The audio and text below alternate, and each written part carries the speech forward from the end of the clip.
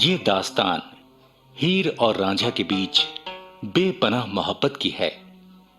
ऐसी मोहब्बत जिसने उन्हें सदियों के लिए अमर कर दिया। मित्र प्यारे नु हाल मुरीदां दा कहना, मित्र प्यारे नु तुद बिन रोग रजायां दा ओढ़न नाग निवासां दे रहना, नाग निवासां दे रहना, मित्र प्यारे नु हाल मुरीदां दा कहना, मित्र प्यारे नु। रांझे को जब हीर से मोहब्बत हुई तब जमाना जैसे दीवार बनकर सामने खड़ा हो गया, मगर रांझे और हीर को इसकी परवाह कहां थी। राजा जानता था कि हीर का रिश्ता खेड़ों के खानदान से हुआ है और अगर उनका इश्क जल्दी ही अपनी परवान नहीं चढ़ा तो हीर को जोर जबरदस्ती से खेड़ों के खानदान में ब्याह दिया जाएगा और हीर पराई हो जाएगी। मगर फिर भी रांझा हीर के सिवा और कुछ सोचने समझने के लिए तैयार ही नहीं था। हीर के इश्क की बात अभी तक तो मेहर चोचक और मलकानी को ही मालूम थी, मगर जब उसके गुस्सेल भाई सुल्तान को इसकी भनक लगी तो वो आंख बबूला हो उठा और मरने मारने की बात करने लगा। जाहिर है ये सब बातें हीर के रास्ते में रुकावटें खड़ी कर रही थी। उसके लिए अब रांझे से मिलना भी मुश्किल होता जा रहा था। ऐसे में अपने दिल का हाल बयान करने के लिए हीर अपनी सखी साजिदा को रांझे के पास भेजती है।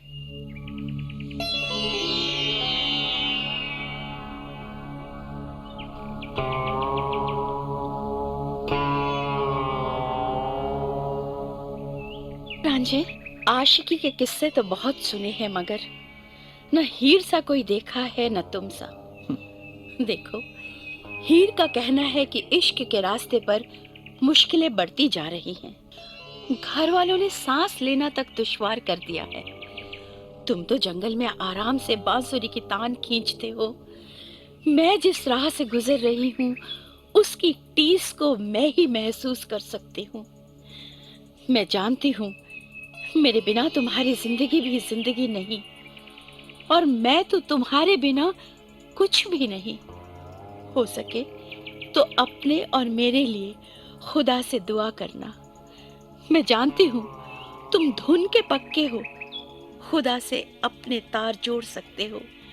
पीर फकीरों की दुआओं में बहुत दम होता है। कौन जाने कोई दुआ हमें भी इस मुश्किल से निकाल दे।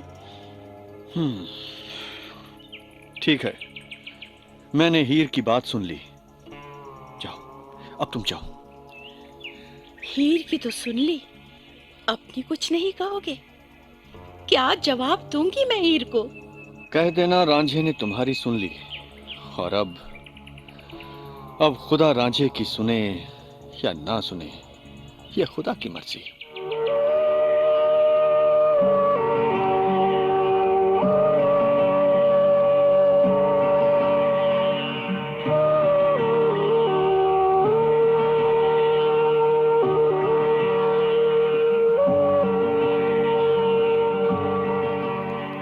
जोगी बाबा, रांझे ने हीर की सहेली को कुछ अटपटा सा जवाब नहीं दिया? ओ नहीं लाडो, और रांझा हीर को लेकर ऊपर से चाहे जितना अक्खड़पन दिखाता हो मगर हकीकत में तो वो हीर के नाम पर अपनी जान देता था। जब हीर ने अपनी सखी के साथ रांझे के पास अपना पैगाम पहुंचाया तो हीर की मजबूरियों को समझते हुए रांझा दिल ही दिल में तड़प उठा। अच्छा, तब तो उसने कुछ ना कुछ जरूर किया होगा। बिल्कुल, भाई रांझे को याद आया कि हजरत पीर ने उससे वादा किया हुआ था कि वो जब भी उन्हें सच्चे दिल से याद करेगा वो उसकी मदद के लिए जरूर आएंगे। बस हजरत पीर की आस लेकर ही रांझा वुजू करके बैठ गया और उन्हें याद करने लगा। वो कैसे? वो ऐसे कि रांझे ने बांसुरी बजा बजा कर हजरत पीर की इबादत करनी शुरू कर दी। अच्छा।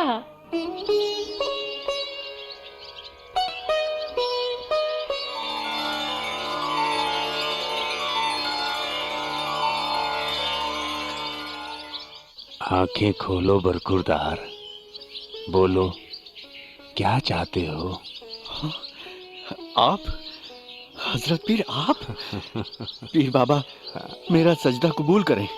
तुम्हारा सजदा तो उसी वक्त कबूल हो गया था जब तुमने हमें याद किया था। अगर तुम्हारी इबादत में दम ना होता तो हम यहाँ आते ही क्यों? बोलो बोलो बरखुरदार, क्या चाहते हो तुम? बाबा, प्यासे को क्या चाहिए? 2 घूंट पानी। आपका मुरीद रांझा भी प्यासा है बाबा। हाँ, मेरी ये प्यास हीर को लेकर है। अगर आप करम करना ही चाहते हैं तो बाबा, मेरे नाम के साथ हीर का नाम जोड़ दें। बरखुरदार, वो हीर के साथ तुम्हारा मेल कोई आज से नहीं है। वो तुम्हारा रिश्ता सदियों पुराना है, सदियों पुराना। यहाँ तुम्हारी मुलाकात हीर से हुई तो ये खुदा की मर्जी थी, और आगे जो भी होगा वो भी खुदा की मर्जी से ही होगा। हाँ बाबा, जानता हूँ। खुदा की मर्जी के सामने मेरी बिसात ही क्या है। मगर पीर बाबा, आपकी आवाज तो खुदा तक पहुंचती है ना। आप क्यों नहीं कहते उससे कि वो करम करे मुझ पर, मुराद पूरी करे मेरी। बाबा, इस दुनिया से मेरा कोई लेना देना नहीं है। मेरी डोर तो हीर से बंधी है, हीर से। बस बाबा, एक वो मुझे मिल जाए तो मुझे सारी दुनिया मिल जाएगी बाबा। हम समझते हैं तुम्हारी लगन को, बहुत चंगी तरह समझते हैं। देखो, कल क्या होगा ये तो खुदा ही जाने, मगर हम इतना जरूर कहेंगे कि तुम हीर के लिए फकीर बनोगे, और हीर भी तेरे बिना दुनिया के सारे सुख हराम समझेगी। बाबा, हाँ, अल्लाह सबकी सुनता है, तुम्हारी भी सुनेगा। हीर को पाने की तुम्हारी मुराद पूरी तो जरूर होगी, मगर इसका अंजाम क्या होगा ऐते खुदा जाने। पीर बाबा, हीर एक दिन मेरी होगी, मेरे लिए इतना ही काफी है। अंजाम की परवाह ही नहीं है मुझे। हाँ हजरत पीर, हाँ, मुझे अंजाम की परवाह नहीं है। तू तो सचमुच दीवाना है वे।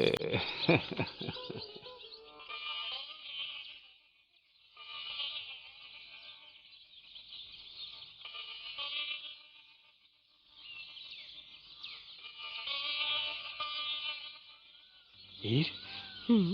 पीर बाबा ने कहा कि हीर एक दिन मेरी होगी। क्या? क्या सचमुच पीर बाबा ने ऐसा कहा? लो भला, तुमसे क्यों झूठ बोलूंगा मैं? तब फिर उन्होंने कोई राह भी तो सुझाई होगी।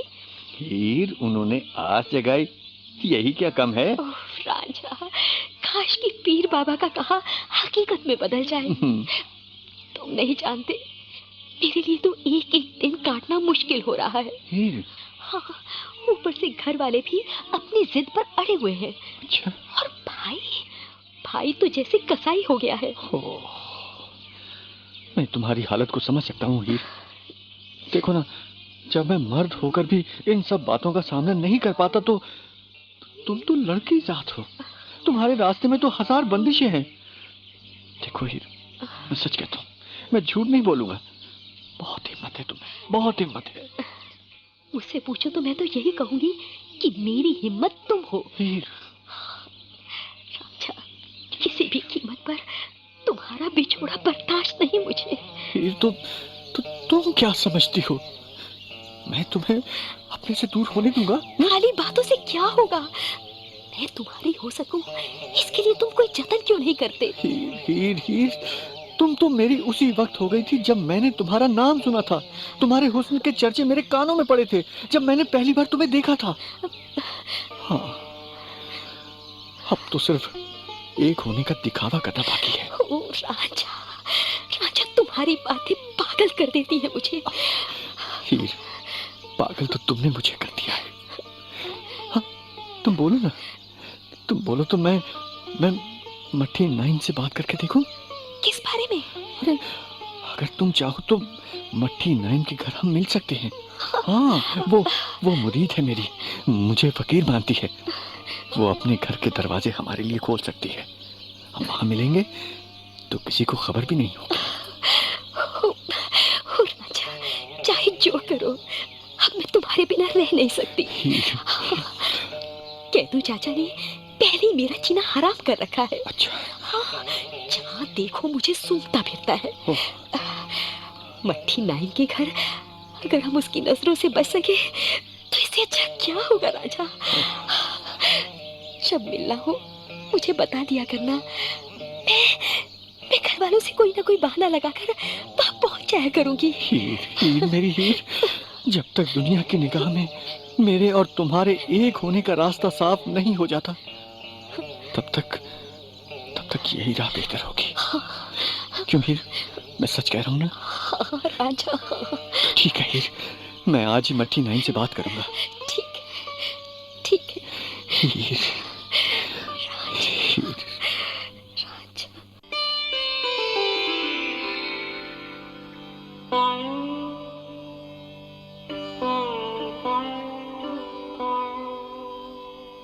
हीर और रांझा तो एक दूसरे के लिए जैसे पागल थे। एक दूसरे का दीदार कर सकें, इसके लिए वो कुछ भी कर सकते थे। मट्टी 9 के घर दोनों की मुलाकातें होने लगी।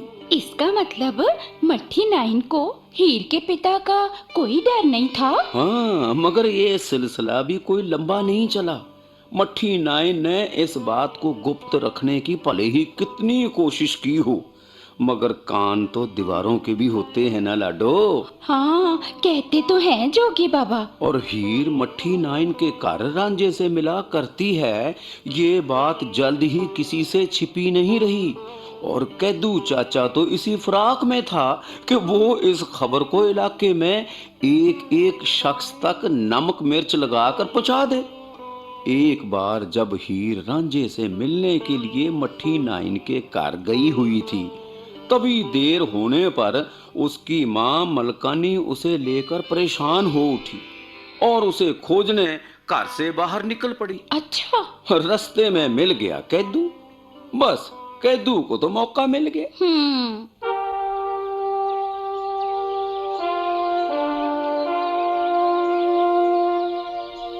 ओ, कहाँ जा रही हो मलकानी? क्या बात है, कुछ परेशान लगती हो। जाने दे, तेरे से कुछ पूछूंगी तो तू बात का बतंगड़ बनाएगा। ओ, क्यों मुझे अपना दुश्मन समझती हो मलकानी? ओ, परछाई हो तुम मेरी। एक मैं हूँ जो तुम सबके लिए अपनी जान देता हूँ, और तुम हो कि मुझे अपना दुश्मन समझते हो। जाने दे कैदू, जाने दे, इन सारी बातों से क्या फायदा। हीर को कहीं देखा है क्या? सवेरे से ही घर से गायब है और अब तो सांझ भी ढलने लगी है। ओए, अपने दिल से पूछोगी तो जान जाओगी कि हीर कहाँ है। कैदू, ओए, बुरा मत मानना मलकानी, इस लड़की का चलन अच्छा नहीं। ओए, सियालों का नाम डुबो रही है ये। भाई मुखिया है, इस लिहाज से सामने तो कोई मुंह नहीं खोलता, मगर पीठ पीछे किसी की जुबान बंद नहीं रहती। मैंने ना सिर्फ हीर के बारे में पूछा है। ओ, मैं भी तो हीर का ही रोना रो रहा हूँ। ओ, हीर को ढूंढना है तो रांझे को ढूंढो, हीर अपने आप मिल जाएगी। ओ, जरा सोचो मलकानी, ओ कब तक ढील दोगी लड़की को? ओए, उसकी लगाम क्यों नहीं खींचती? ओ, क्या तुम सोचती हो कि खेड़ों को इसकी खबर नहीं लग रही होगी? ओए, जब वो मुंह खोलेंगे तो क्या होगा? ओ, कितना खून खराबा होगा। क्या इस बात का एहसास नहीं है तुम्हें? देख कैदू, अगर तेरी बात सच हुई और हीर रांझे के साथ हुई ना, तो उनके लिए मेरे से बुरा कोई नहीं होगा।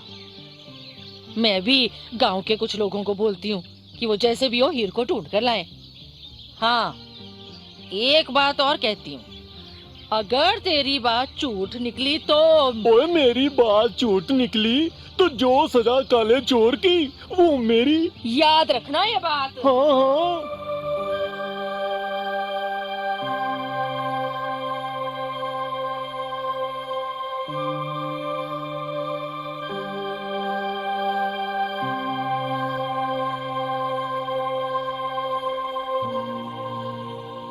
कैदू की बात सच थी। जब गांव के लोगों ने हीर को लेकर तलाश शुरू की तो आखिरकार हीर रांझे के साथ ही मिली। मगर इसके लिए हीर को ना कोई अफसोस था और ना किसी बात की शर्म। हाँ, उस दिन मेहर चोचक के घर में इसी बात को लेकर खासा हंगामा हुआ। वो तो होना ही था जोगी बाबा। हीर को पता चल ही गया था कि ये सारी आग कैदू चाचा की लगाई हुई है। सो उसने बदला लेने के लिए एक दिन अपनी सहेलियों को साथ लेकर एक सुनसान राह पर कैदू को रोक लिया और फिर सब लड़कियों ने मिलकर कैदू की ऐसी पिटाई की कि कैदू यहाँ वहाँ रोता फिरता रहा। कोई जवाब नहीं हीर की हिम्मत का। दूसरी तरफ हीर को लेकर मेहर चोचक ने एक कड़ा फैसला कर ही लिया और वो फैसला ये था कि जितनी जल्दी हो सके हीर को खेड़ों में ब्याह दिया जाए और जब हीर का निकाह हो जाएगा तो उसके पैरों में जंजीरें खुद ही बंध जाएंगी। हाय हाय। मेहर चोचक की यही सोच थी। इधर हीर का निकाह तय हुआ और उधर मेहर चोचक और उसके बेटे सुल्तान ने हीर का बाहर निकलना बंद करवा दिया।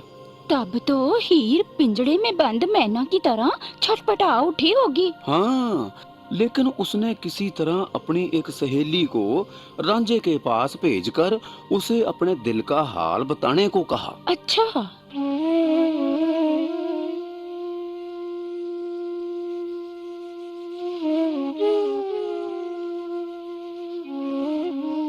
ओह, तो क्या ये सब सच है? हाँ। उड़ती उड़ती बात कानों में पड़ी तो थी कि हीर की शादी तय हो गई है, मगर यकीन नहीं आ रहा था। और अब जबकि हीर के दीदार के लिए भी तरस कर रह गया हूं मैं, तुम ये खबर लाई हो। अब तक तो उम्मीद पर जिंदा था, उम्मीद भी टूट गई। बुरा मत मानना, हीर ने ये सब तुम्हें पहले बताया था। मैं जानती हूँ। उसने तुम्हें ये भी कहा था कि मुझे यहाँ से दूर ले चलो, मैं तुम्हारे बिना नहीं रह सकती। कहाँ ले जाता उसे, कहाँ ले जाता? जंग स्यालों के एक एक आदमी की निगाह मुझ पर है, मुझ पर। सबकी नजरों से बचाकर कहाँ और कैसे उड़ाकर ले जाता हीर को? सालिम जमाने कितने दिनों तक उसे मेरे साथ रहने देता? मैं उसे ले जाता और दुनिया में रुसवा कर देता। अरे मैं तो मर्द हूँ, जमाने भर के जख्म सह सकता हूँ मैं, मगर वो तो डाल की कोमल कली है। वो ये सब कैसे बर्दाश्त करती? हीर के बारे में गलत सोच रहे हो तुम। उसमें बर्दाश्त का मादा तुमसे कहीं अधिक ही होगा। कामनी, तुम्हारे लिए किससे नहीं टकराई वो है? इलाके में बदनाम हुई, अपने माँ बाप की नजरों में गिरी, भाई दुश्मन हो गया उसका। और एक वो है कि उसकी जुबान पर तुम्हारा और सिर्फ तुम्हारा ही नाम है। हाँ, उसकी सहेली हो ना तुम तो सिर्फ उसकी ही सुनोगी। मेरे दिल का हाल क्या है ये तुम क्या जानो? अरे हीर के इश्क की आग में न जाने कब से जल रहा हूं मैं, और अब न जाने कब तक ये जलना यूं ही जारी रहेगा। हीर मेरे सामने ही पराई हो जाएगी, खेड़ों के खानदान का सैदा मेरे सामने ही उसे डोली में बैठा कर ले जाएगा और मैं खड़ा सिर्फ तमाशा देखता रहूंगा, सिर्फ तमाशा। खैर, मुझे किसी से भी कोई शिकायत नहीं, हीर से भी नहीं। नहीं, हीर को लेके शिकायत कर भी कैसे सकते हो तुम, हैं? बस इतना जान लो कि वो बेवफा नहीं, मजबूर है। उसका दिल कल भी तुम्हारा था, आज भी तुम्हारा है और जन्मों जन्मों तक तुम्हारा ही रहेगा। बस इतना ही कहलवा भेजा था हीर ने। ठीक है, तब फिर 2 बोल हीर को भी बोल देना। उससे कहना कि मुझे उससे कोई शिकायत नहीं। अभी तक सब्र से काम लिया है तो मेरे सब्र का इनाम मुझे मेरा खुदा देगा, मेरा खुदा। मैं तो आज भी उसका आशिक हूं और मरते दम तक रहूंगा। आशिकी की डगर पर रिवाज यही है कि माशूक अपनी माशूका के प्यार में जले तो सही, मगर मगर उफ न करे।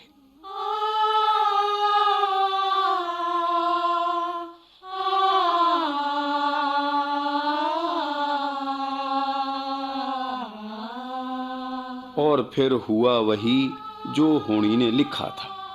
हीर के निकाह का दिन भी आ पहुंचा। खेड़े बारात लेकर मेहर चोचक के दरवाजे पर आ पहुंचे। तब तो सैदा दूल्हा बना हुआ खुशी से फूला नहीं समा रहा होगा। तो भाई इलाके की सबसे हसीन लड़की हीर के साथ उसका निकाह होने जो जा रहा था। भाई काजी ने निकाह की रस्में पूरी करते हुए सैदे से हीर के निकाह को लेकर हीर की रजामंदी चाहिए।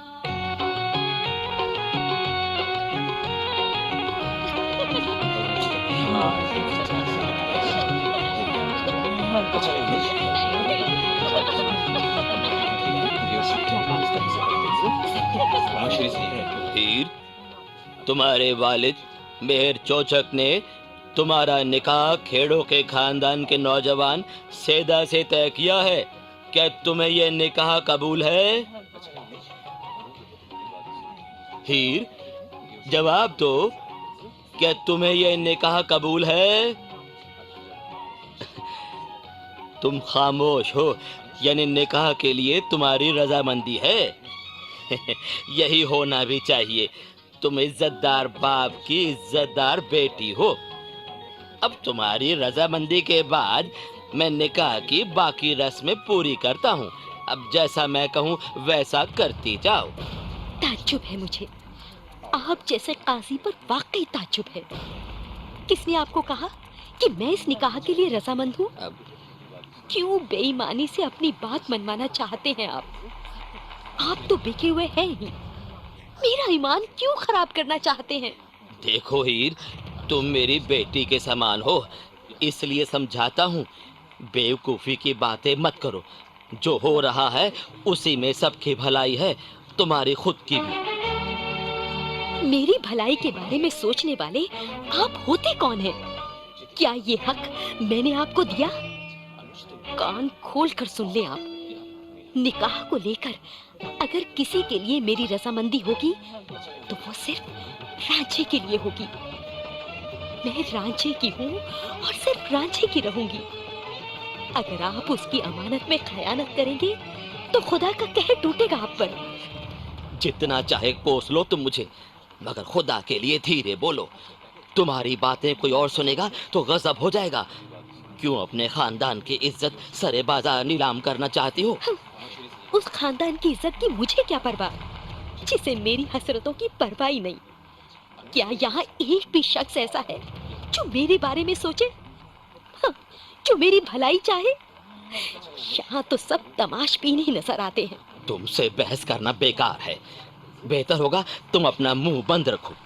फैसला हो चुका है कि तुम्हारा निकाह सिर्फ सैदा से ही होगा। हाँ, आप सब जबरदस्ती तो कर सकते हैं, मगर रजामंदी से अपनी बात मनवा नहीं सकते। निकाह मेरा होना है और मैं किसी भी कीमत पर रांझे के अलावा किसी और की होने को तैयार नहीं। फिर आप होते ही कौन हैं? अगर दुनिया भी मेरे कदमों में आ गिरे तो भी मैं रांझे के सिवा किसी और से निकाह के लिए तैयार नहीं।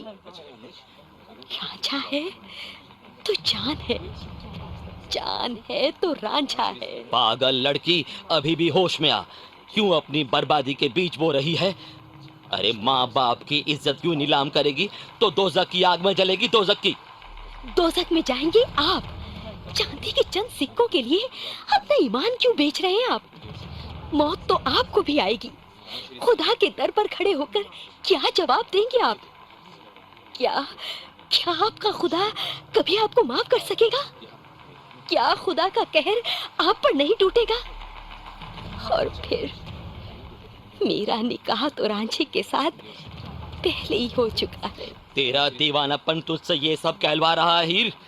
क्या तू जानती नहीं कि इस्लाम में निकाह तभी माना जाता है जब निकाह के गवाह हों? तेरे निकाह के गवाह कौन है? खुदा गवाह है मेरे निकाह का। क्या आप जानते हैं कि मोहब्बत करने वालों का निकाह रसूल की पवित्र रूह पड़ा करती है? नूर की दुनिया के फरिश्ते बाराती बनकर आते हैं और जन्नत की हूरें दुल्हन को सजाती संवारती हैं। जिस हीर का निकाह इस तरह हुआ हो, उसकी दोबारा शादी क्या जायज मानी जाएगी? पापी तो पहले ही है आप। अब खुदा की मर्जी में दखल देकर क्यों अपने पापों की गठरी भारी करना चाहते हैं आप? तुझसे तो बात करना ही बेकार है गुस्ताख लड़की। तेरे बाप का ख्याल करके चुप हूँ, वरना फतवा जारी कर देता कि तुझे पत्थर मार मार कर खत्म कर दिया जाए, जिस्म पर कोड़े लगवाता, तेरे फांसी चढ़ाने का हुक्म सुना देता। तो अपनी तमाम हसरतें पूरी क्यों नहीं कर लेते आप? मैं तो फिर भी रांझे की हूँ और उसी की रहूंगी। और आपका क्या हाल होगा इसका शायद आपको अंदाजा नहीं। कयामत के दिन फरिश्ते आपसे गिन गिन कर हिसाब लेंगे। हीर! जोगी बाबा, काजी इतना तो समझ ही गया होगा कि उसे हीर की रजामंदी किसी भी कीमत पर हासिल नहीं होगी। हाँ लाडो, उसने पता क्या करया? क्या करया? मेहर चोचक को अकेले में ले जाकर कहा कि ये निकाह तभी मुमकिन है जब हीर की ना को भी उसकी रजामंदी माना जाए। निकाह के झूठे गवाह तैयार किए जाएं और मैं निकाह नामे पर अपने दस्तखत कर दूं। ओहो, ऐसा करने के सिवा और कोई रास्ता भी नहीं। मेहर चोचक को भी काजी की बात में दम नजर आया और उन्होंने हाँ कर दी। हाय हाय, ये तो हीर के साथ बहुत बुरा हुआ। ओ भाई, इसके पीछे उसके साथ ये सोच भी जुड़ी थी कि अगर बारात घर आकर खाली हाथ वापस लौटेगी तो उनकी जमाने भर में रुसवाई होगी। और फिर काजी ने इस साजिश को हकीकत का जामा पहना दिया। हीर चीखती चिल्लाती रह गई और उसकी डोली उठ भी गई। हाय हाय।